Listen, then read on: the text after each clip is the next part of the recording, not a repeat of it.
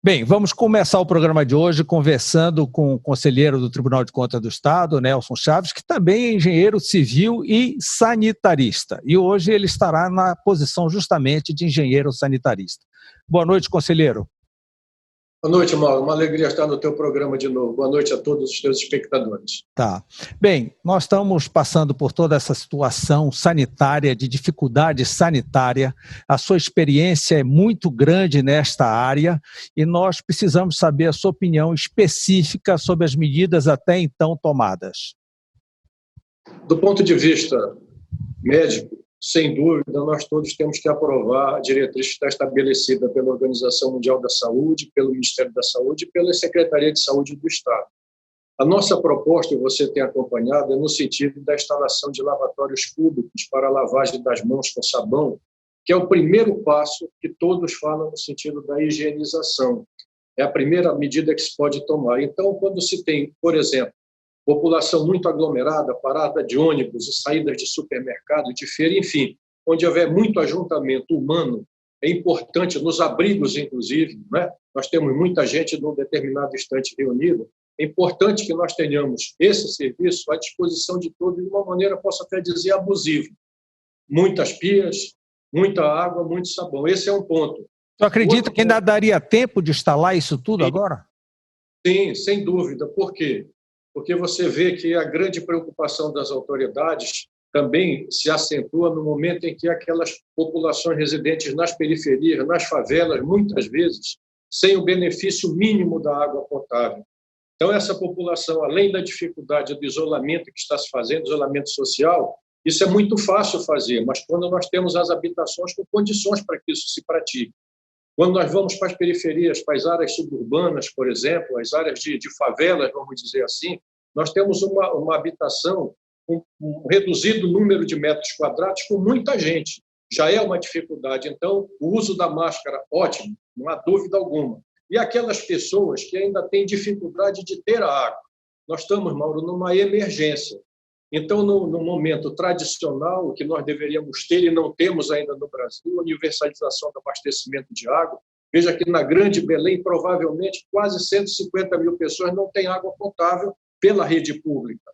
Mas a água é indispensável na higienização. Então, eu advogo que nós tenhamos, numa situação emergencial, até mesmo que recorrer aos carros-pipas, para que aquela população que não tem um mínimo de condição de acesso simplesmente a uma água na torneira, com sabão, veja que as políticas estão se desenvolvendo no sentido social, da questão da alimentação para essa população, da questão dos abrigos, no isolamento, lógico, das pessoas que ficam na situação de risco, mas essas medidas que eu chamo da saúde coletiva, nada ao contrário, só aplausos para todas as orientações de ordem médica, mas acho que nós poderemos fazer um pouco mais utilizando os conhecimentos, antigos conhecimentos de sanitaristas tradicionais neste país, com larga folha de serviço prestado ao Brasil, nascendo lá antigamente na Fundação CESP, e o Instituto Oswaldo Cruz é um prolongamento disso. Nós temos que chegar a essa população com o mínimo de conforto que a gente pode assegurar, de conforto e de segurança. Então, se nós levarmos essas áreas desassistidas a condição do mínimo... Água e sabão. Água e sabão, principalmente. É lógico que o álcool em gel também funciona, mas a água e sabão tem que estar à disposição de todos. Ora, se eu tenho uma grande faixa populacional de milhares de pessoas, se tu somares o Brasil, milhões de pessoas que não têm acesso à água potável, nós temos meios técnicos para que isso possa fazer em caráter emergencial. O senhor acredita que na Grande Belém seja em torno de 150 mil pessoas que não têm acesso a essa água? Se nós tivermos, vamos dizer, numa linguagem otimista, sim. Porque se você for ver a universalização de abastecimento de água no Brasil, vamos dizer aí que nós tenhamos 90% da população urbana atendida por abastecimento de água. E vamos admitir que nós tenhamos aí 1,5 milhão de habitantes na região metropolitana de Belém. Se você tira 10%, você tem 150 mil pessoas e não precisa ir muito longe. Você vai aqui na Vila da Barca, nas regiões periféricas, nos ilhéus, que são absolutamente necessitados desse tipo de ação. Claro que não é uma ação convencional ortodoxa, mas é uma atuação emergencial, que, aliás, ela é adotada em muitos países do mundo. No Nordeste, por exemplo, situações de grande desfavorecimento pela seca, se abastece muita região porque utilizando os carros-pipa. Então, nós temos tecnologia suficiente no Estado, nós temos técnicos capacitados para que, se eventualmente esta sugestão fosse adotada, agora se esbarra, se não fizermos isso, onde nós vamos conseguir levar água de qualidade a essa população que não tem sequer acesso à água da rede pública? Nós vamos abandonar essa população? Nós não vamos assisti-la com o que é possível assistir? E, neste momento, é possível, sim, nós fazermos um esforço nesse sentido e levando a água e o sabão para que o mínimo da higienização comece a ser feito. Então, instalação de pias nas feiras, por exemplo, pias no Ver o Peso e todas as feiras populares. Alguém me indagou umas vezes, mas porque se colocar a pia vão levar a torneira? Isso é o cúmulo pensar um raciocínio desse. É uma sociedade que vai ficar de costas ao seu destino. Quer dizer, uma situação que você vai evitar mortes, vai dar qualidade de vida. A sociedade se conscientiza, eu tenho certeza absoluta que a população colaborará com isso. Aliás, como nós temos visto já, utilizações isoladas de pessoas do povo instalando lavatórios. Por exemplo, outro dia, a sua própria emissora mostrou um homem, um cidadão, né, no amplo termo da cidadania, instalando um lavatório para servir a comunidade ao redor dele. É uma medida simples, o brasileiro precisa acreditar naquilo que é simples e que é eficaz e que não precisa de grandes gastos financeiros.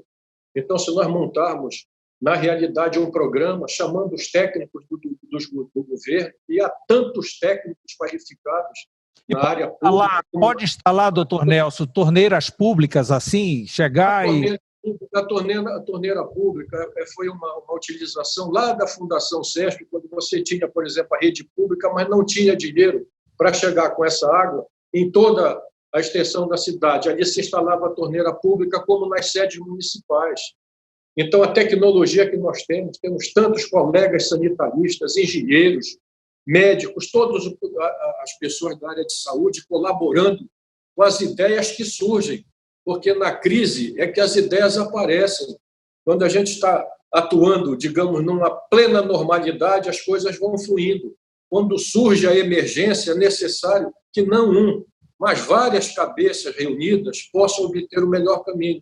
E eu quero lhe dizer que uma modestíssima vida profissional que tive, aprendendo muito dessa história do saneamento no Brasil, a começar do meu pai, que foi, para minha honra, um grande sanitarista, meus mestres lá no Instituto Castelo Branco da Fundação Oswaldo Cruz, mostrando que o saneamento é isso. Eu quero lhe relembrar, por exemplo, uma música do Milton Nascimento.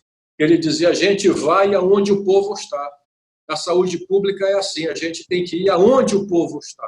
Então, essa gente que está necessitada desse tipo mínimo de atendimento, um prato de comida, uma máscara para usar, um pingo de água na sua torneira, uma barra de sabão, nós estamos protegendo milhares, para não dizer milhões de vidas, e ainda assim é uma experiência que tem se repetido em outros locais do mundo. Agora, o sentimento...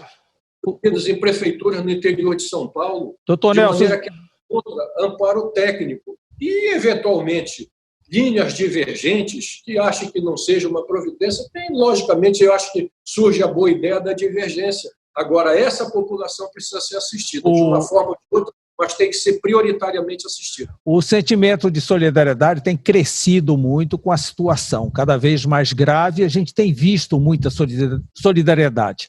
O senhor aconselha, para quem queira ajudar, organizações que estão se organizando em torno apenas de cesta básica ou coisa parecida, que pudessem instalar essas pias, que pudessem... Sim, agora tem que haver um comando, por exemplo, a gente vê, e eu saúdo isso aqui com muita alegria, a vinculação e agora a participação das igrejas, das diversas denominações, quando você vai dar material de higiene, por exemplo. Então, uma situação dessa, obviamente, que há de ter um comando governamental, mas a sociedade civil também, não tenho dúvida que chegará a uma solicitação desse tipo, porque nós precisamos, esse problema existe.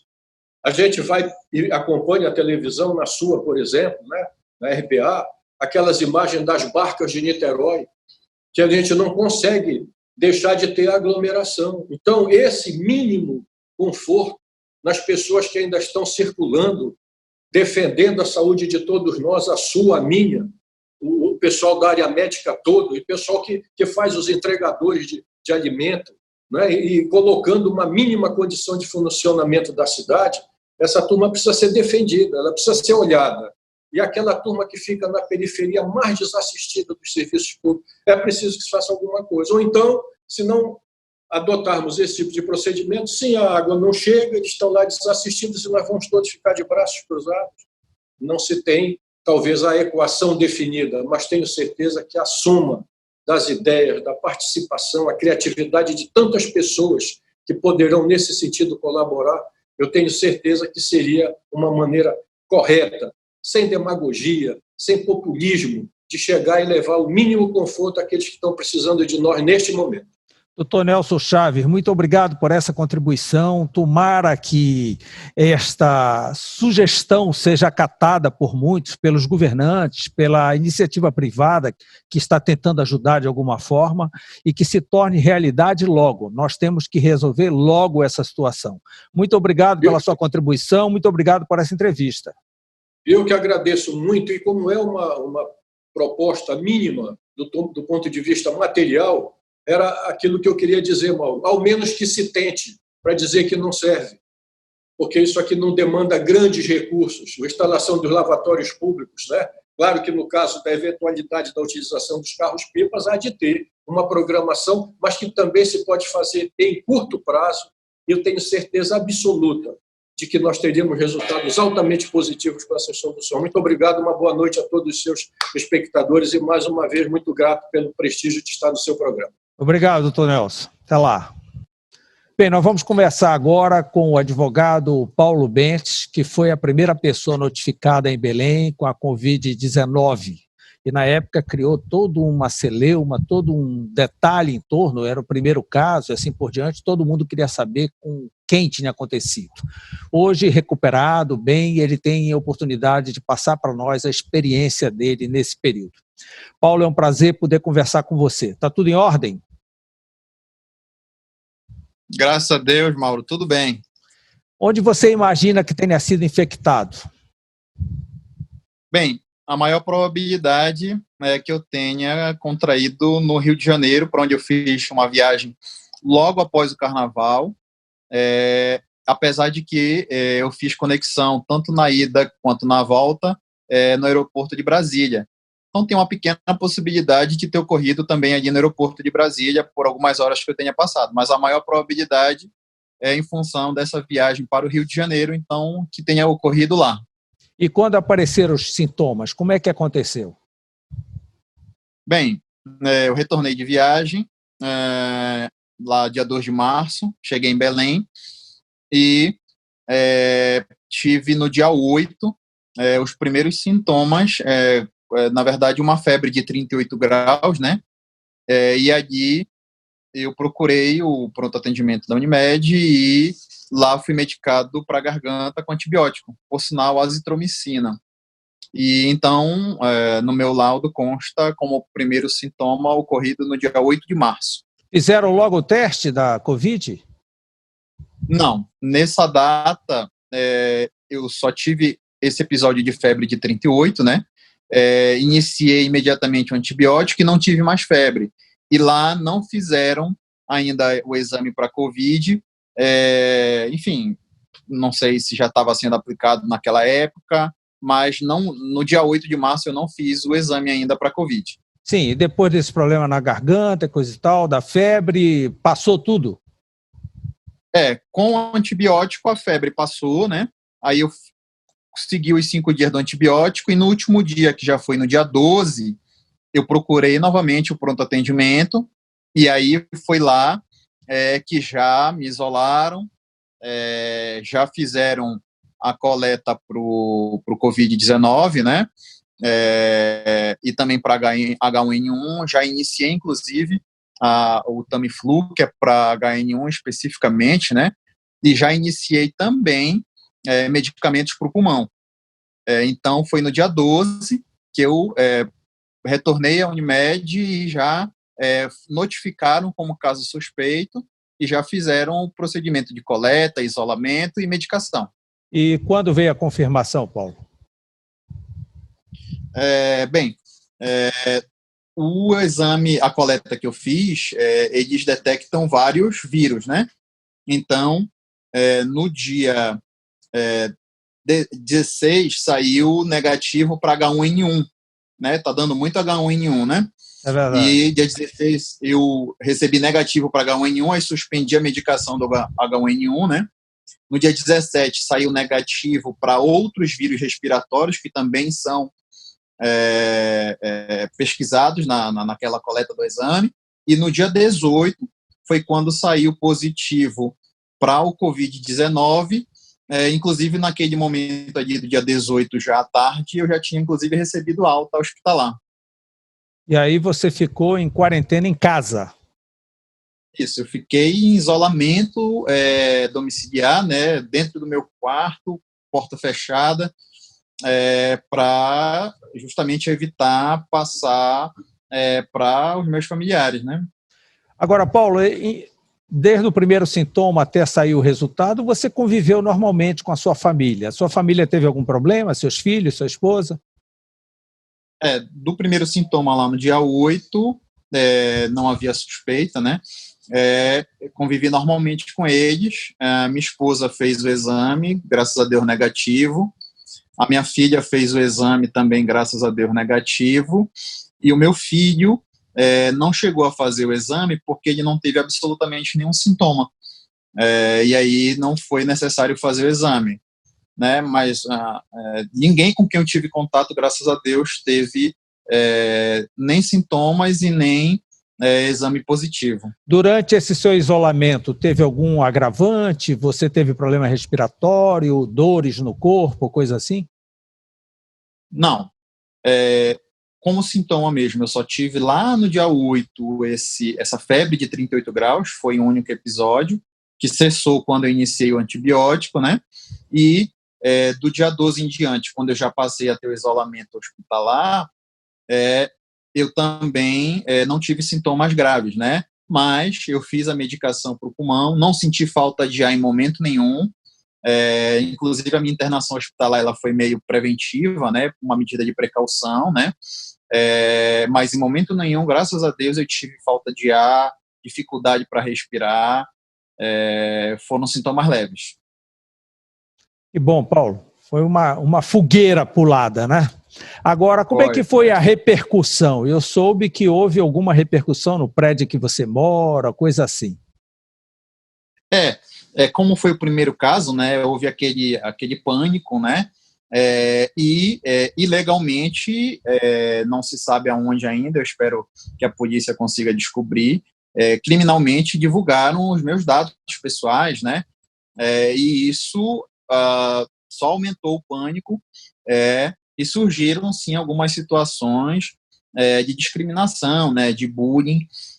Por exemplo, no caso aqui no meu prédio, onde eu fiquei em isolamento, né, eu recebi apoio de vizinhos, da administração, da síndica, né, e, por exemplo, aqui no prédio, foi flexibilizado para mim, enquanto estava em isolamento, a entrega do delivery bem na porta do apartamento, né, aqui é proibido, mas foi flexibilizado para que eu pudesse me manter isolado, né, então foi permitido, por exemplo, aqui que eu recebesse o delivery na porta do meu apartamento.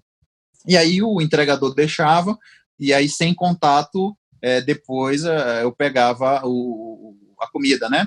Mas, por precaução, nós colocamos a minha esposa e os meus filhos em outro apartamento, né? De familiares, para evitar ao máximo o contato, né?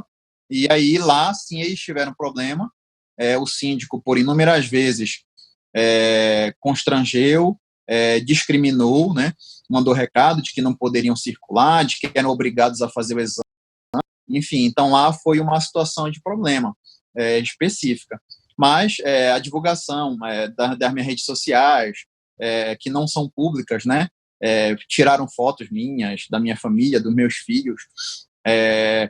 Por exemplo, na escola onde eles estudam, houve uma preocupação da direção da escola em emitir uma nota muito ética, né? para alertar, né, de que foi um caso confirmado, de que é pai de alunos, mas lá a escola deu total apoio, a grande maioria dos pais das próprias salas deles também deram maior apoio, mensagens de suporte, né, orações, mas tiveram alguns pais também que fizeram, sim, discriminação, bullying, né, pela situação.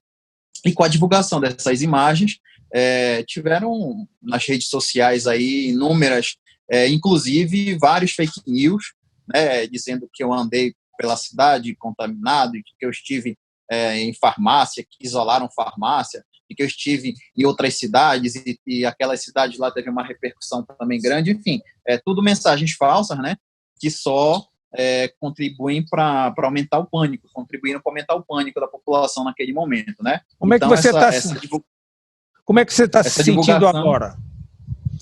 Olha, como eu só tive os sintomas leves ali no início, né? Eu não tive complicações, estou me sentindo muito bem. Você já voltou ao trabalho ou continua em quarentena? Eu continuo trabalhando em casa, né, de home office, né? Os meus filhos também estão fazendo aulas à distância, né? E aí a gente permanece em casa, né? Não tem por que a gente estar na rua, já que as medidas de isolamento elas são para proteger a família, né? Proteger os colegas, proteger os colegas de trabalho. Então nós permanecemos em casa. Eu de home office e meus filhos com aulas à distância. Ô Paulo, muito obrigado por esse depoimento, que tudo corra bem, que você fique logo bem, né, e que isso aí seja apenas mais uma experiência. Você tira que lição dessa situação? Olha, a gente vê uma coisa que está atingindo o mundo todo, né, e que atinge a todos de forma indiscriminada, né, não importa cor, classe social, religião, e aí a gente vê que todos somos iguais, né? E aí está trazendo também oportunidade para a gente ficar mais em casa, né? Ficar mais próximo da família, e a gente vê a importância da coletividade, né? Da preocupação com o próximo. Muito obrigado para você e boa noite, Paulo. Boa noite, Mauro. Eu que agradeço. No próximo bloco, teremos o pneumologista Steven Pinheiro e o empresário da construção civil, Leopoldo Colseiro.